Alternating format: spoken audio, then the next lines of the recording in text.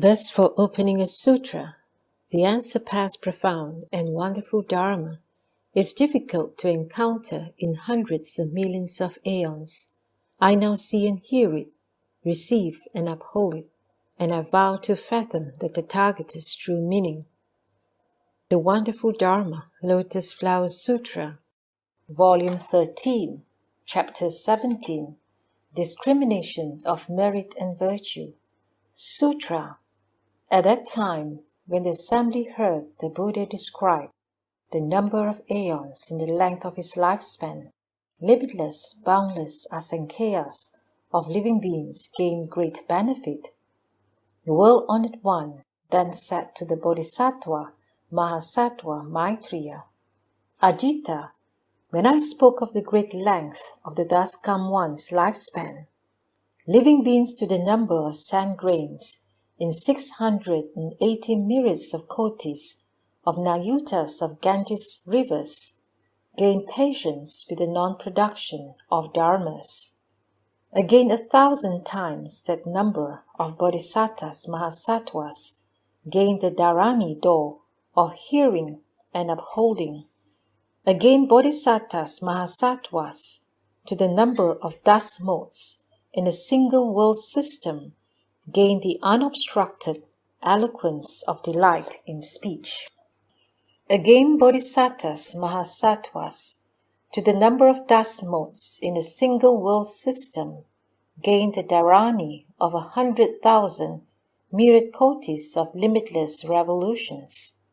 Again bodhisattvas mahasattvas to the number of dust motes in the great world system became capable of turning the irreversible Dharma wheel. Again bodhisattvas mahasattvas to the number of dust motes in a middle-sized world system were enabled to turn the pure Dharma wheel. Again bodhisattvas mahasattvas to the number of dust motes in a small world system were destined to gain Anuttara Sankhya Sambodhi after 8 lifetimes. Again bodhisattvas mahasattvas to the number of dust motes in 4 sets of 4 continents were destined to gain Anuttara Samyasambodhi after 4 lifetimes. Again bodhisattvas mahasattvas to the number of dust motes in 3 sets of 4 continents were destined to gain Anuttara Samyasambodhi after 3 lifetimes. Again bodhisattvas mahasattvas to the number of dust motes in 2 sets of 4 continents were destined to gain Anuttara Samyasambodhi after 2 lifetimes. Again bodhisattvas mahasattvas to the number of dust motes in 1 set of 4 continents were destined to gain Anuttara Samyasambodhi after a single lifetime. Again living beings to the number of dust motes in 8 world systems all brought forth the resolve for Anuttara Sankhya Sambodhi. As the Buddha proclaimed these great advantages in the Dharma that the Bodhisattvas Mahasattvas had attained, there rained from space Mandarava flowers and Maha Mandarava flowers, which floated down and settled upon the Buddhas seated on lion thrones beneath limitless hundreds of thousands of myriads of millions of jeweled trees, as well as upon Shakyamuni Buddha and many jewels thus come one, who had entered nirvana long ago, both of whom were seated on the lion throne within the stupa of 7 treasures. The flowers also settled upon the great bodhisattvas and the fourfold assembly. There also rained down finely ground chandana powder and aloes wood incense. Heavenly drums in space sounded of themselves, and their wonderful sounds reached far and wide. There also rained down thousands of kinds of heavenly garments, strung with beads as well as laces of real pearls, laces of money pearls, and laces of as-you-will pearls, that covered the 9 directions. Another offering to all in the great assembly was priceless incense, burning in a multitude of precious censers, so that its scent naturally pervaded the great assembly and its surrounding. Above each Buddha were bodhisattvas holding aloft banners and canopies in a procession that extended clear up to the Brahma heavens. All the bodhisattvas with wonderful sounds sang limitless chants in praise of all the Buddhas. At that time, Maitreya Bodhisattva rose from his seat, uncovered his right shoulder, placed his palms together, and said to the Buddha, "The Buddha speaks the rare Dharma, such as we have never heard before. The world-honored one has great power, and his lifespan is without limit." Countless disciples of the Buddha, hearing the world-honored one discriminate and tell of those who gain the Dharma benefit, have been filled with joy. Some dwell on the irreversible ground, some gain the Dharanis, others gain unobstructed delight in speech, or myriads of millions of Dharanis of revolution. As many bodhisattvas as dust motes in the great world system, all gain the ability to turn the irreversible Dharma wheel. Again, bodhisattvas in number to the dust motes in the middle world system, all gain the ability to turn the pure Dharma wheel. Again, bodhisattvas in number to the dust motes in the small world system are destined to gain the Buddha way after 8 more lifetimes. Again, bodhisattvas in number to the dust motes in 4, 3, or 2 sets of 4 continents shall gain Buddhahood after respective number of lives. Further, bodhisattvas in number to the dust motes in 1 set of 4 continents shall accomplish all wisdom after 1 more lifetime. Living beings such as these, hearing of the vast length of the Buddha's life, gain limitless non-outflow, pure rewards as retribution. Again, living beings in number, as the dust motes in 8 worlds, hearing the Buddha speaks of his lifespan, all bring forth the Supreme Mind. The world-honored one speaks limitless, inconceivable dharmas, bringing many benefits as boundless as space itself. Heavenly Mandarava flowers and Maha Mandarava flowers rain down. From countless Buddha lands come chakras and Brahmas like the Ganges sands.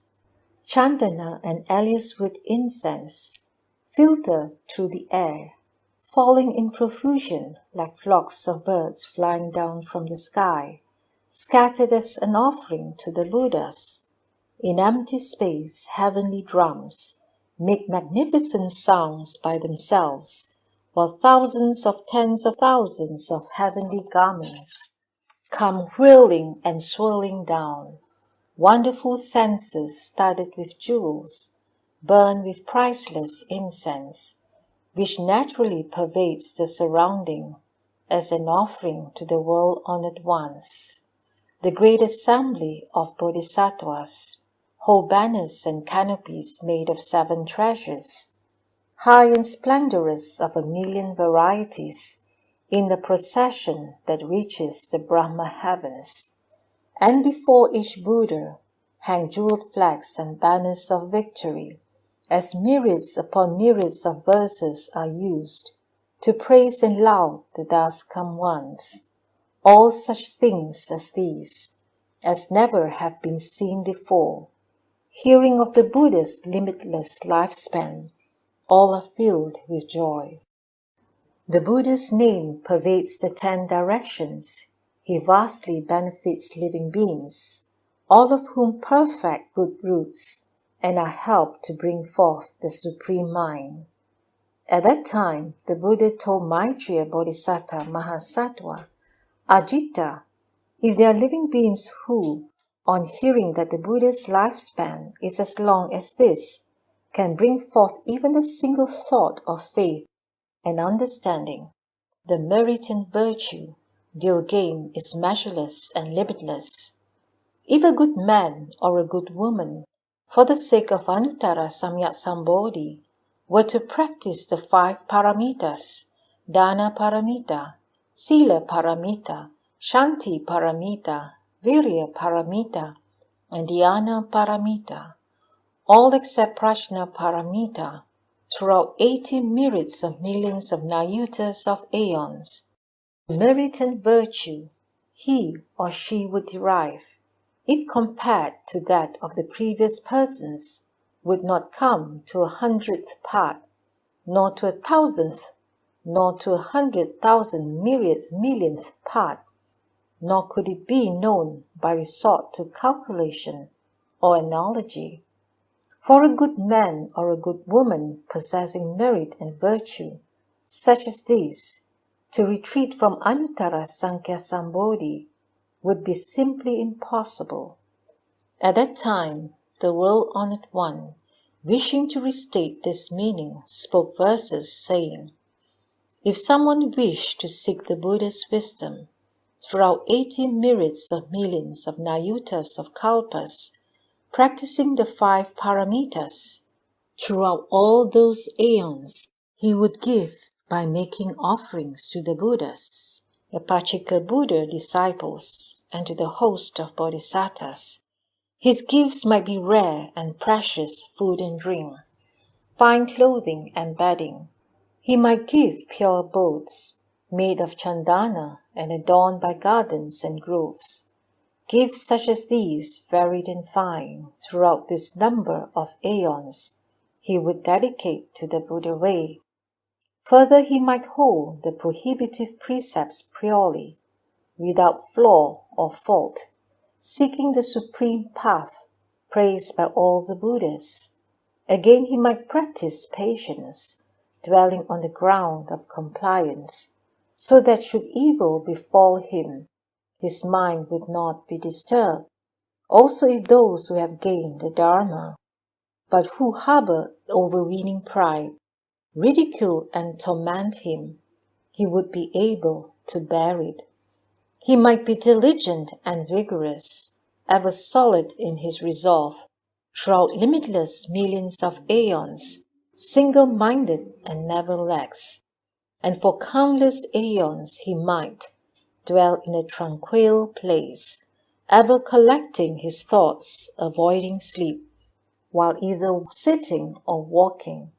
Because of these causes and conditions, he would then give rise to dhyana concentration, so that for 80 millions of myriads of aeons, his mind would be secure and unconfused.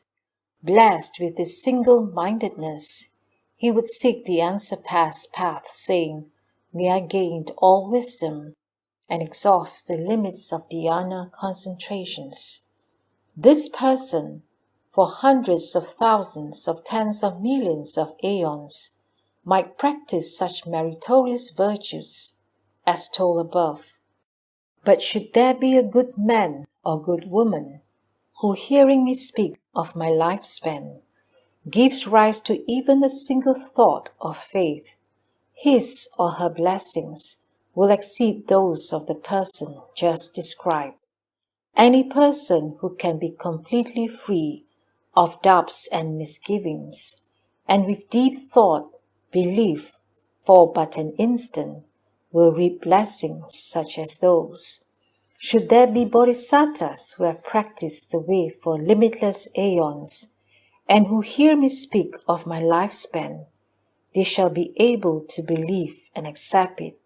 Persons such as these will receive this sutra atop their heads, vowing, may we in the future gain long lives and save living beings.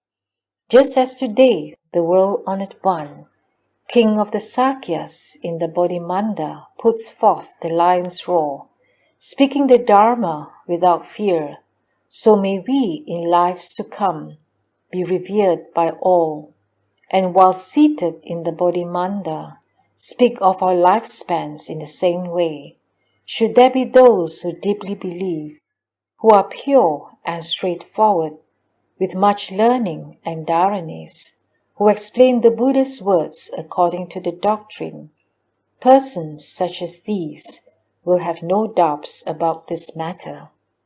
Further, Ajita, if anyone hears of the long duration of the Buddha's lifespan and understands the import of these words, the merit and virtue such a one gains will be without boundary or limit, for it shall enable one to give rise to the supreme wisdom of the thus come one.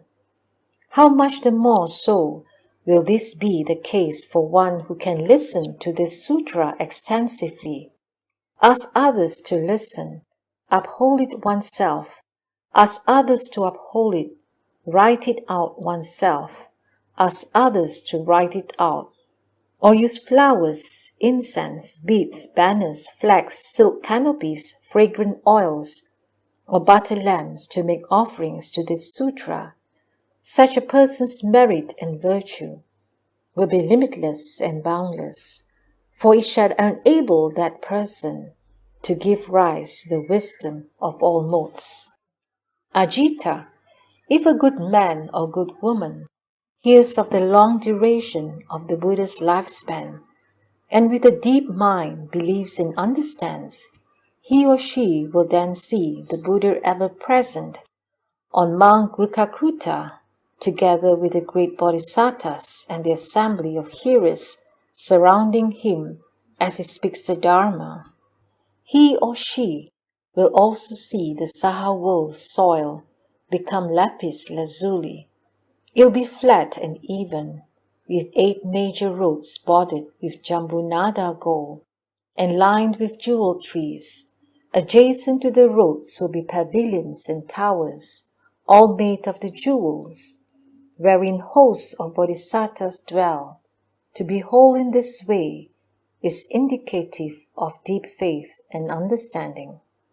Further, after the passing into stillness of the thus come one, if a person hears this sutra and does not defame it, but instead rejoices over it, you should know that that indicates he already has deep faith and understanding. How much the more so is this the case for one who reads, recites, receives, and upholds it.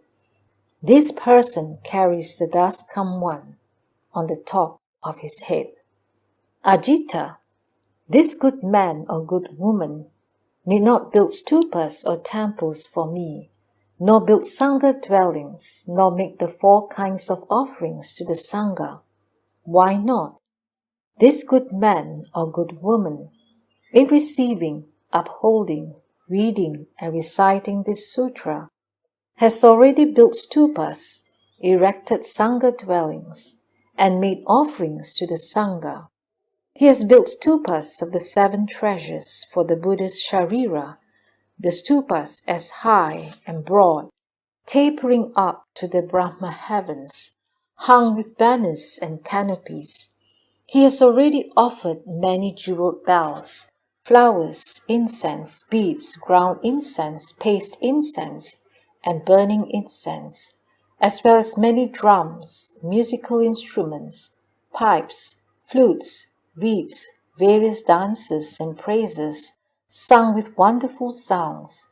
He has already made such offerings throughout limitless thousands of myriads of millions of aeons.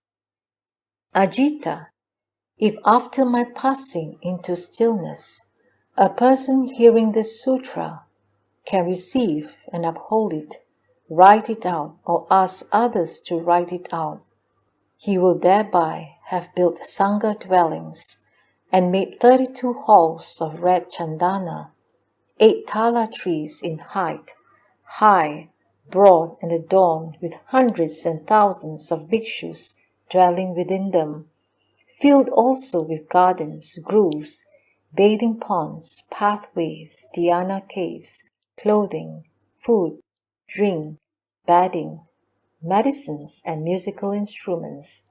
Such Sangha dwellings, halls, and pavilions uncountable hundreds of thousands of myriads of millions of them, shall be uncountable in number, and shall manifest as an offering before me and the Bhikshu Sangha. Therefore, I say that after the dusk come one's entry into stillness, if a person receives, upholds, reads, recites, or explains this sutra to others, if he writes it out, or asks others to write it out, or makes offerings to this sutra, he need not further build stupas, monasteries, or sangha dwellings, nor need he make offerings to the sangha. How much the more so does this apply to a person who can uphold this sutra, and at the same time practice giving, holding precepts, patience, vigor, single-mindedness, and wisdom. His virtue shall be supreme, limitless, and unbounded. Just as space to the north, east, south, west, the intermediate points, the zenith and the nadir, is limitless and boundless, so too this person's merit and virtue shall be limitless and boundless, and he shall speedily attain the wisdom of all modes. A person may read, recite, receive and uphold this sutra, explain it to others, write it out, or ask others to write it out. And he may further build stupas or sangha dwellings. He may make offerings to and praise the sangha of hearers, and laud the merit and virtue of the bodhisattvas in hundreds of thousands of myriads of millions of ways. Further, he may explain the meanings in the Dharma Flower Sutra to others, while according with their various causes and conditions. In addition, he may uphold the precepts purely, dwell in harmony with people, be patient and without anger, and be of solid resolve and mindfulness. He may always value sitting in dhyana, obtaining deep concentration. He may be vigorous and heroic, gathering in all good dharmas. He also may possess keen faculties and wisdom, and be skillful at answering questions. Ajita, if there is a good man or good woman who, after my passing into stillness, is able to receive, uphold, read and recite this sutra, and who also is able to amass these other good deeds and meritorious virtues, such a person has already turned towards the Bodhimanda, has drawn near to Anuttara Sankhya Sambodhi, and is seated beneath the tree of the way. Ajita, wherever such a good man or good woman is, whether he or she is sitting, standing, or walking, one should build a stupa at that place, and all gods and humans should make offerings to it as if it were a stupa of the Buddha. At that time, the world-honored one, wishing to restate this meaning, spoke verses saying, if a person, after my passing, can reverently uphold this sutra, his blessings shall be unlimited, as described above, for he will have then completed all manner of offerings, and built sharira stupas, adorned with the 7 treasures, with towers high and broad, tapering up to the Brahma heavens, hung with millions and millions of jeweled bells, making wonderful sounds in the wind. And also, throughout limitless aeons, he shall have made offerings to this stupa of flowers, incense, beads, heavenly garments, and all kinds of music. He shall have burnt fragrant oil and butter lamps, which shine brightly all around.